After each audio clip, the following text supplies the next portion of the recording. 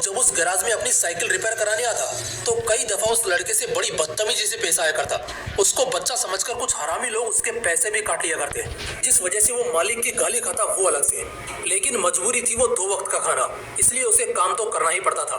एक दिन की बात है जब लाल बत्ती में कोई बहुत बड़ा अधिकारी वहाँ आया हुआ था जब वो लड़का काम करता था। दरअसल वो एक स्कूल के उद्घाटन के विषय में आए थे। उस लड़के को कुछ नहीं पता था कि यह अधिकारी कौन है, कहाँ से आए हैं, इनका क्या लेना देना है और ये क्यों आए हैं। बस एक चीज जो वो बहुत अच्छे से गौर कर रहा था वो था कि लोग उसकी बड़ी इज्जत कर रहे थे। कोई उसके सामने ज्यादा बोल नहीं रहा था, बल्कि सब उसको सरसर करके बात कर रहे थे। उसने अपने दिमाग में एक बात सोची कि यार, एक ये साहब है जिनके आने मात्र से पूरी की पूरी बस्ती ऐसे व्यवहार कर रही है जैसे ये कहीं का राजा हो, और एक तरफ मैं हूँ जो इतने शांति से अपना काम करता हूँ, किसी को परेशान भी नहीं करता, तब भी लोग मुझे गालियां देते हैं, 4 बातें सुनाते हैं। खैर, उस रात वो लड़का सो नहीं पाया। वो सारी रात बस यही सोचता रहा कि मेरे साथ ऐसा क्यों हो रहा है, मुझ में और उस आदमी में क्या फर्क है। मैं तो जबकि लोगों के काम आता हूँ और वो तो गाड़ियों में आता है। उसे अपने सवाल का जवाब नहीं मिल पा रहा था। अगले दिन जब वो गैराज पहुंचा तो अपने मालिक को पूछा कि मालिक, जो कल साहब आए थे, लोग उसको इतनी इज्जत क्यों दे रहे थे और वो कौन साहब थे। इस पर गैराज का मालिक बोला, तुझे क्या है, तुझे क्या करना है। लेकिन उस लड़के के 2-3 बार पूछने पर उस मालिक ने बताया, कल डीएम साहब आए थे स्कूल के उद्घाटन के लिए। इस पर उस लड़के ने फिर से जिद करके पूछा, लेकिन ये डीएम कैसे बनते हैं। वो गैराज का मालिक बोला, उसके लिए बहुत पढ़ना पड़ता है, बहुत विद्वान होना पड़ता है, उसके लिए बाज की नजर और ऋषि मुनियों जैसा फोकस चाहिए होता है। ये बात उस लड़के के दिमाग में छप जाती है। वो लड़का शाम को घर जाता है और लगभग आधी रात तक जागकर बस यही सोचता है कि इस जिंदगी से उस जिंदगी तक का सफर वो कैसे तय करेगा। वो पैसे बचाता है और पैसे बचा बचाकर वो अपने लिए किताबें खरीदता है और किसी तरह अपनी पढ़ाई शुरू करता है। एक सरकारी स्कूल के माध्यम से वो पढ़ता और रात को काम करता। उसका लक्ष्य उसके दिमाग में एकदम साफ था कि चाहे जो हो जाए, डीएम तो बनकर रहूंगा। वो लड़का अब 21 साल का हो चुका था और पिछले 7 सालों में ऐसा एक भी दिन नहीं था जिस दिन उसके दिमाग में डीएम बनने के अलावा दूसरा कुछ भी आया हो। उसे बस 21 साल की उम्र तक पहुंचने का इंतजार था कि वो बस अपना ग्रेजुएशन जैसे तैसे खत्म करे और एग्जाम में बैठने के लायक हो जाए। उसके पास अब 1 साल बचा था तैयारी करने को। उसने इतने पैसे जुटा लिए थे कि अगर अगले 6 से 8 महीने वो काम ना भी करे तब भी उसका खर्च चल जाएगा।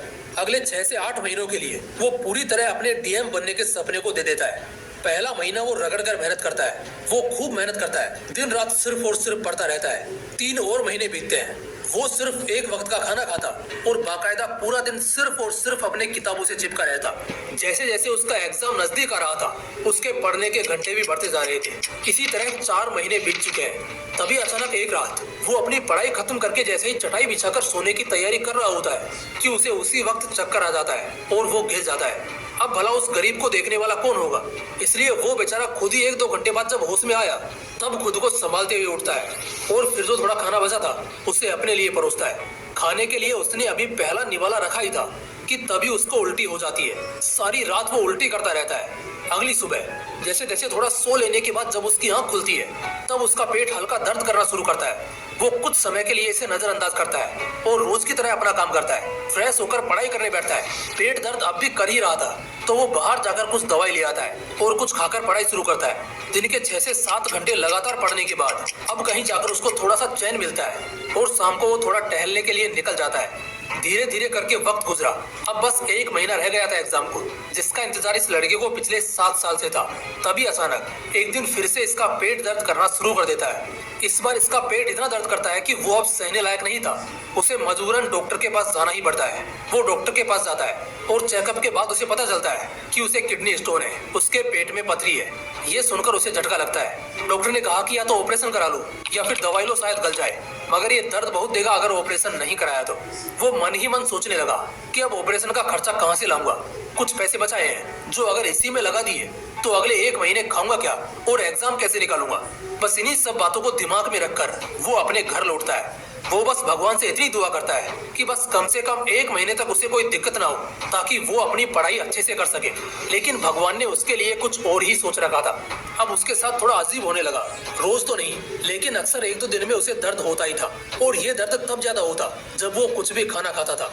अब जाहिर सी बात है वो खाना कैसे छोड़ सकता है। खैर, उसने पहले के महीनों में जमकर पढ़ाई की थी, इसलिए अभी बस उसे रिवीजन ही करना था। वो पढ़ता रहा और पढ़ाई के साथ साथ वो उस दर्द को भी सहता रहा। लगभग 7 दिन में उसकी परीक्षा थी और आखिरकार उसने अपनी सारी पढ़ाई कर ही ली थी। अब वक्त आ चुका था उसे अपनी जिंदगी की सबसे बड़ी परीक्षा देने का। आखिरी दिनों में तो मकान मालिक तक ने उसे घर से निकाल दिया था क्योंकि उससे घर का किराया नहीं दिया जा रहा था। अब क्या करे बेचारा, सारे पैसे खत्म हो चुके थे। तो इस बीच वो अपने एक दोस्त के घर पर रहता है, लेकिन एग्जाम से एक रात पहले अचानक बिजली चली जाती है। अब कल दोपहर को उसे परीक्षा में बैठना है। अब अगर वो आज बिना पढ़े सो गया तो हो सकता है उसके इतने सालों की मेहनत पर ये अकेला दिन भारी पड़ जाए। इसलिए वो उस रात सड़क के बीचों बीच स्ट्रीट लाइट्स की रोशनी में बैठकर पढ़ता है। गाड़ियां एक के बाद एक गुजर रही थी, लेकिन उसका फोकस सिर्फ और सिर्फ उसके किताब पर था। वो सिर्फ और सिर्फ पढ़ता रहा। नींद आ गई तो रात को फुटपाथ पर ही सो गया। अगले सुबह दोस्त के घर गया, जहां वो कुछ दिनों की मोहलत मांगकर रह रहा था। फ्रेश हुआ और नाश्ता करके सीधा एग्जामिनेशन सेंटर पहुंचा। वहां स्टूडेंट्स की भीड़ देखकर उसे थोड़ी घबराहट महसूस हुई, लेकिन फाइनली वो शुभ घड़ी आई गई जिसका उसे सालों से इंतजार था। वो एग्जाम में बैठा। प्रीलिम्स उसका निकल चुका था और वो मेंस के पहले पेपर में बैठा था। आज पहला पेपर उसका बहुत अच्छा गया। उसे आज क्वेश्चन पेपर देखकर डर नहीं लग रहा था दूसरे कैंडिडेट्स की तरह, बल्कि उसको तो मजा आ रहा था। वो बड़े आराम से आज अपना पहला पेपर खत्म कर लेता है और शाम को बड़े आराम से बैठकर इस बारे में सोच रहा होता है। ये सब उसके वनवास का नतीजा था। उसे बस सिर्फ 2 बातों का डर था। पहला कि जिस तरह आज का उसका पेपर गया उसी तरह उसके सारे पेपर जाने चाहिए, और जो उसको किडनी स्टोन की तकलीफ है उससे बस उसे कुछ दिनों की राहत मिल जाए, एटलीस्ट एग्जाम तक। उसके सभी पेपर्स बहुत अच्छे जाने लगते हैं। बस एक आखिरी पेपर रह गया था। उस आखिरी पेपर से पहले तक उसकी सारी तैयारी हो चुकी थी और वो खुद को इस साल का डीएम बनते भी देख रहा था। लेकिन तभी बस सुबह सुबह जब वो उठता है तो उसके पेट में हल्का दर्द शुरू हो जाता है। वो हल्का गुनगुना पानी पीता है, मगर इससे भी उसे कोई राहत नहीं मिलती। किसी तरह वो एग्जाम सेंटर पहुंचता है, तब तक दर्द बढ़ चुका होता है। जैसे तैसे करके वो एग्जाम देता है। एग्जाम के आधे के बाद दर्द इतना ज्यादा बढ़ चुका था कि अब उससे सीधा बैठा तक नहीं जा रहा था। इन्विजिलेटर भी आकर उसको पूछता है कि क्या उसे कोई दिक्कत है और अगर है तो वो बाहर जा सकता है, लेकिन वो लड़का मना कर देता है। उसका ध्यान 1% दर्द पर था और बाकी 99% पेपर पर। पूरे शिद्दत के साथ वो लड़का अपना एग्जाम खत्म करता है और वहां से सीधा हॉस्पिटल जाकर अपना इलाज कराता है।